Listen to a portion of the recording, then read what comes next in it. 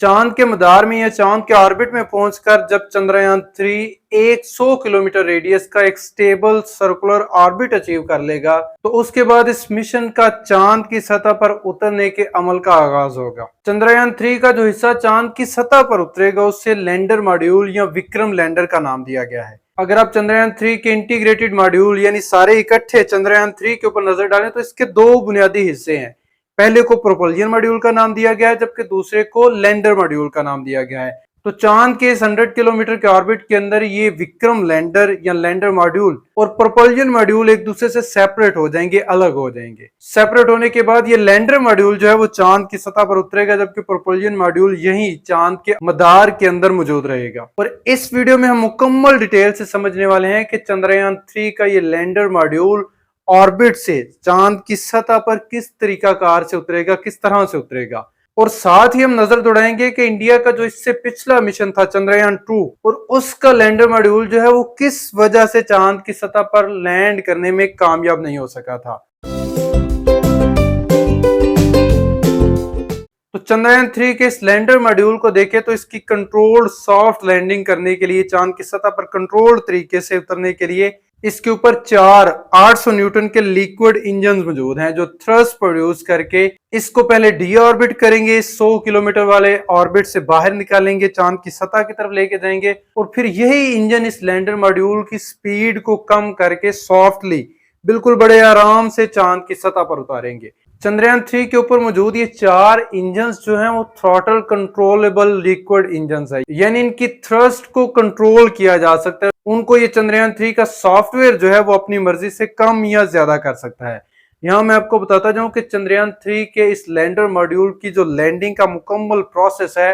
वो इस lander module के अंदर मौजूद सॉफ्टवेयर ऑटोमेटेड तरीके से कंट्रोल करेगा, क्योंकि ये लैंडर मॉड्यूल जो है वो जमीन से काफी ज्यादा फासले पे है और जमीन से इसकी लैंडिंग को कंट्रोल नहीं किया जा सकता। इसमें बहुत ज्यादा लैग आएगा, जमीन से इस लैंडर मॉड्यूल तक कमांड पहुंचने में काफी टाइम लग जाता है और इतने ज्यादा वक्त में लैंडर मॉड्यूल जो है वो कहीं का कहीं पहुंच सकता है, इसलिए इसको जमीन से कंट्रोल नहीं किया जा सकता। तो ये एक ऑटोमेटेड सॉफ्टवेयर की मदद से कंट्रोल किया जाएगा। और ISRO की रिपोर्ट्स के अकॉर्डिंग चंद्रयान 2 का जो फेलियर था, जो चांद की सतह पर चंद्रयान 2 लैंड करने में फेल हो गया था, उसकी वजह भी इस सॉफ्टवेयर में आने वाला एक ग्लिच था या इस सॉफ्टवेयर की एक छोटी सी नाकामी थी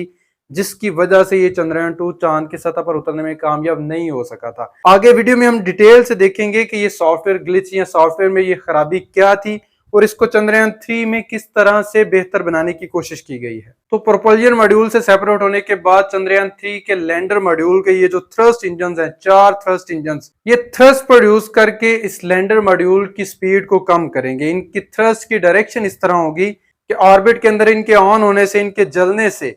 लैंडर मॉड्यूल की स्पीड कम होगी, जिसकी वजह से इसका जो ऑर्बिट है उसकी हाइट भी कम हो जाएगी और ये लैंडर मॉड्यूल इस 100 किलोमीटर के ऑर्बिट से निकलकर 100 मल्टीप्लाइड बाय 30 किलोमीटर के एक इलिप्टिकल ऑर्बिट में एंटर हो जाएगा और इस ऑर्बिट में एक दो चक्कर काटने के बाद जब ये 30 किलोमीटर की रेंज पर आएगा तो ये थ्रस्ट इंजन्स दोबारा अपनी स्पीड को कम करना शुरू कर देंगे और इस 30 किलोमीटर की हाइट पर इस लैंडर मॉड्यूल की स्पीड तकरीबन 6000 किलोमीटर पर आवर होगी। इस स्पीड को चांद की सतह तक पहुंचने से पहले पहले इस लैंडर मॉड्यूल को तकरीबन 0 करना पड़ेगा। ये स्पीड में कमी जो है वो 2 फेजेस में की जाएगी। पहले फेज को रफ ब्रेकिंग फेज कहा गया है। इस फेज में 30 किलोमीटर की हाइट से लैंडर मॉड्यूल के चारों इंजन जो हैं वो इस तरह से थ्रस्ट प्रोड्यूस करेंगे कि इस लैंडर मॉड्यूल की हाइट और स्पीड दोनों कम होना शुरू हो जाएंगी और 7.5 किलोमीटर की हाइट तक पहुंचते पहुंचते इस लैंडर मॉड्यूल की स्पीड जो है वो 6000 किलोमीटर पर आवर से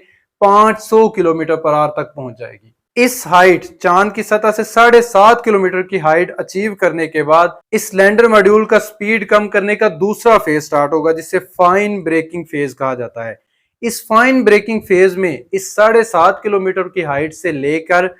चांद की सतह से सिर्फ 450 मीटर की हाइट अचीव की जाएगी और इस दौरान इस लैंडर मॉड्यूल की स्पीड को 500 किलोमीटर पर आवर से 0 किलोमीटर पर आवर तक अचीव किया जाएगा, यानी 400 मीटर की हाइट तक पहुंचते पहुंचते लैंडर मॉड्यूल की स्पीड तकरीबन 0 किलोमीटर पर आवर हो जाएगी, यानी चांद की सतह के ऊपर ये बिल्कुल स्टेबल फॉर्म में हैंग कर रहा होगा, लटक रहा होगा। अब इन दो फेजेस में लैंडर मॉड्यूल ने अपनी स्पीड को कम किस तरह से किया है, इस मकसद के लिए इसके ऊपर मुख्तलिफ इंस्ट्रूमेंट्स लगे हुए हैं।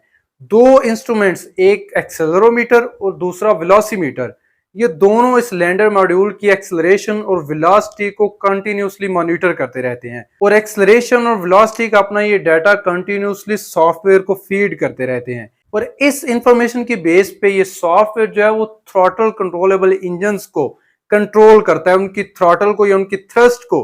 कम ज्यादा करता रहता है, जिससे ये सॉफ्टवेयर जिसको पहले से ही फीड किया गया है कि उसने इस लैंडर मॉड्यूल को कौन से रास्ते पर कौन सी लाइन को फॉलो करते हुए चांद की सतह तक पहुंचना है या अपनी हाइट को कम करना है और किस हाइट पे इसकी कितनी स्पीड होगी, ये सॉफ्टवेयर को ये चीजें पहले से ही फीड की गई हैं, जिनकी मदद से ये सॉफ्टवेयर जो है वो इंजन्स को कंट्रोल करके लैंडर मॉड्यूल की स्पीड और हाइट को कंट्रोल करेगा। अब अगर हम चंद्रयान 2 की बात करें तो इसने अपनी स्पीड कम करने का जो पहला फेज था, रफ ब्रेकिंग फेज, वो बिल्कुल ठीक तरह से कामयाबी से अचीव कर लिया था और जमीन पर आए इसरो के हेड ऑफिस में इससे मसूल होने वाला डाटा यही बता रहा था कि ये अपने रास्ते पर अपनी ट्रैजेक्टरी को सही तरीके से फॉलो कर रहा है। इस तस्वीर में आप देख सकते हैं कि ये जो रेड लाइन है ये वो ट्रैजेक्टरी है या वो लाइन है जो चंद्रयान 2 ने फॉलो करनी थी और उसके ऊपर जो ग्रीन लाइन है वो ये शो कर रही है कि चंद्रयान 2 जो है वो ठीक तरीके से इस रास्ते को फॉलो कर रहा था। लेकिन फाइन ब्रेकिंग के फेज में जहां पे इसको चांद की सतह से सिर्फ 300 या 400 मीटर की हाइट तक पहुंचकर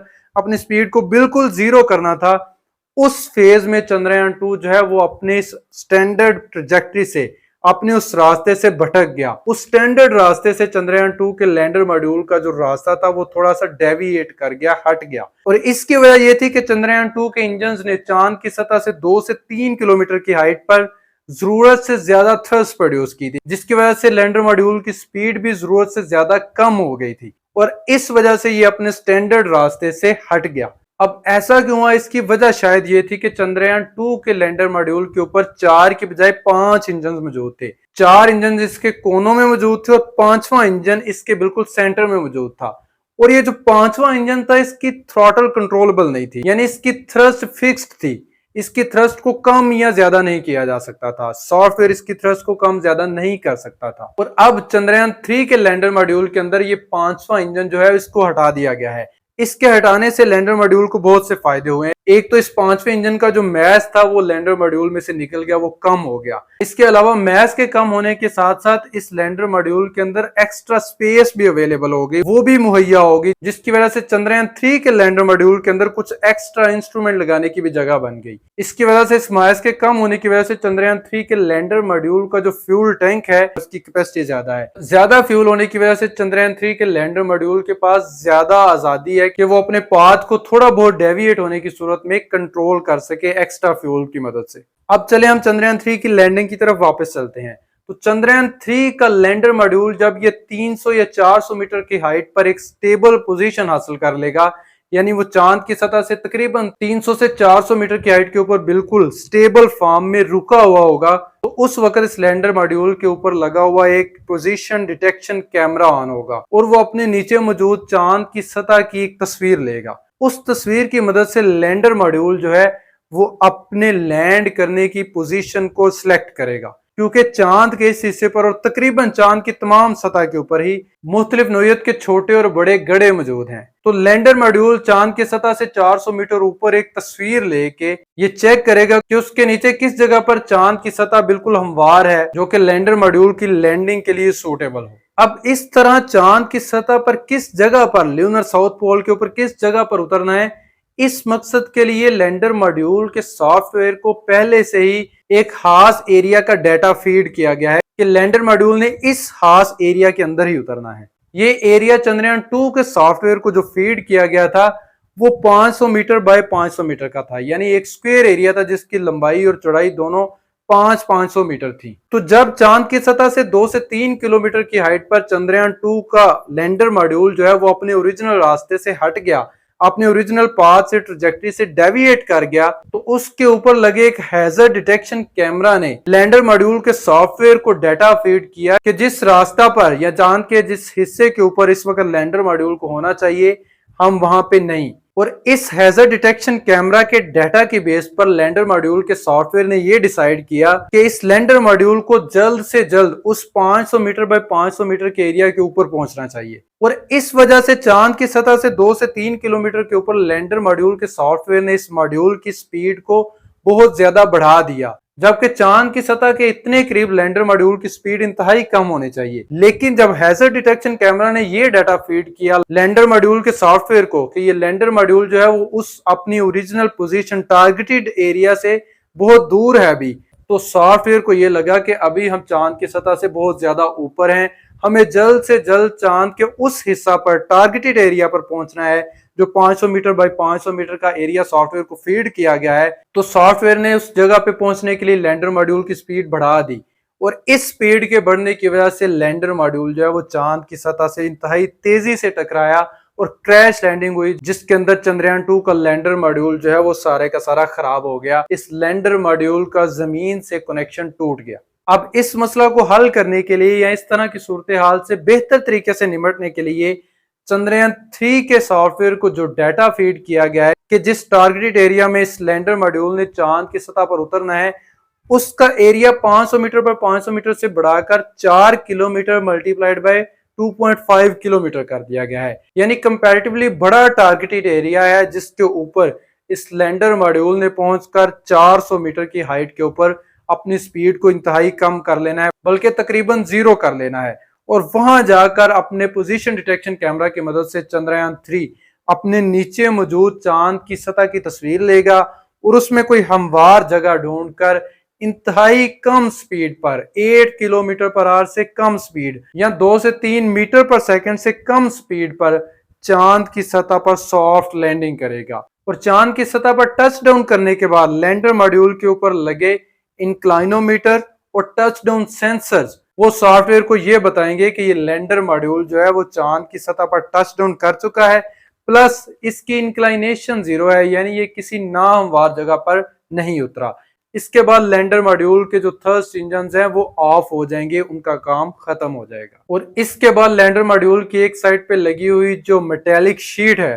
वो लैंडर मॉड्यूल से खुलकर बिल्कुल एक रैंप की फॉर्म में आ जाएगी और इसके बाद इस लैंडर मॉड्यूल की बैली से, इसके पेट के अंदर से एक छोटा 6 पहियों वाला ल्यूनर रोवर निकलेगा और ये रोवर जमीन के 14 दिनों के बराबर चांद की सतह पर घूम फिरकर मुख्तलिफ एक्सपेरिमेंट्स करेगा और इस चंद्रयान 3 के जो साइंटिफिक ऑब्जेक्टिव्स हैं उनको अचीव करने में अपना रोल प्ले करेगा। मुझे उम्मीद है आपको आज की वीडियो इंटरेस्टिंग लगी होगी। अगर आपके जहन में इस वीडियो के मतलब कोई क्वेश्चन हो तो कमेंट सेक्शन में जरूर शेयर कीजिएगा और अगर आपने अभी तक हमारा चैनल नहीं सब्सक्राइब किया तो याद से कर लें। अल्लाह हाफिज।